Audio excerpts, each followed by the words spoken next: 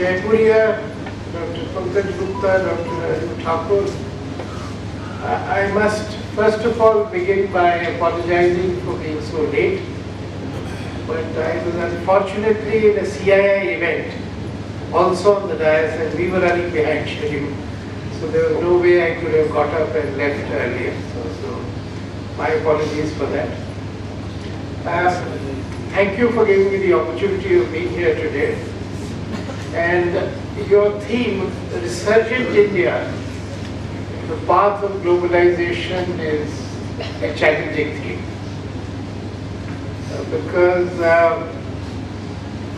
Resurgent India today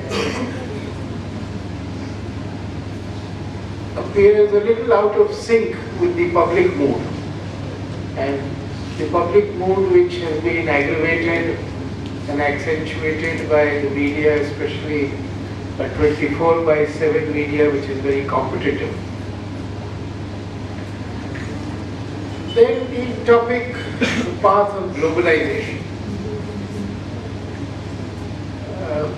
The global economy over the last 4 or 5 years has been in some difficulty. That again is a challenge. Then to add to that, Shri Jaipuria spoke about manufacturing and India, prospects and challenge of manufacturing in India.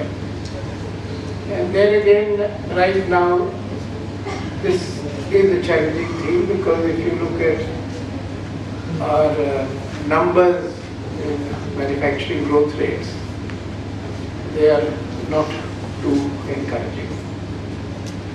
So we have a challenging theme before us.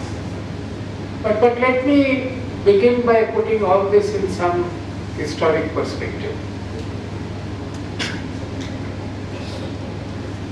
Even when we were halfway through the process of being colonized, which is early 19th century, our share in global GDP and in global manufacturing and global trade was about 25%.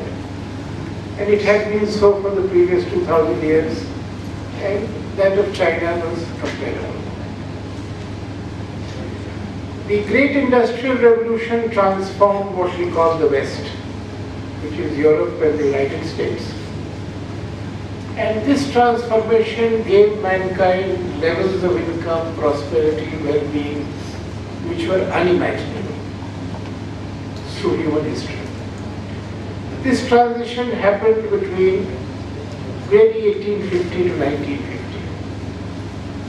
And this was the period when the Indian economy was stagnant, GDP growth rates were stagnant, and India's share in global GDP, global trade, etc. just crashed. Continuous challenging and questioning is a great educator, and the biggest beneficiaries of that educational process are the young people of India, who see this contestation day in and day out on everything that is said. And that, I think, implants in you some of the seeds and germs of creativity. Because it is this creativity which will really make India truly a global leader. And here we have an advantage. Because of all the emerging economies, including the very successful East Asian ones, this is one thing which is lacking. So they are still very, very hierarchical. So without naming countries and organizations, I would say there was one meeting where in our agriculture is down to 14%. It will come down to less than 10%. 50-55% of our people still live in our villages, with the young people with energy, with ambition, with desire for a good life.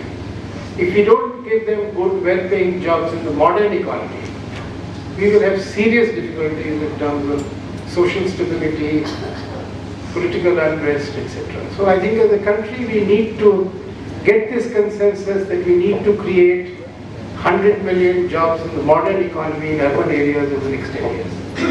And we need factories with 40, 50, 60,000 workers which will give them jobs.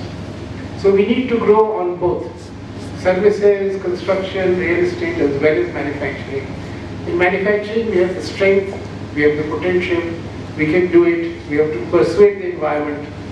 that create the enabling conditions that we do it. And if we do it, 10 years down the road, India will be a leading economic power, a leading industrial and manufacturing hub, and most of our poverty will be reduced.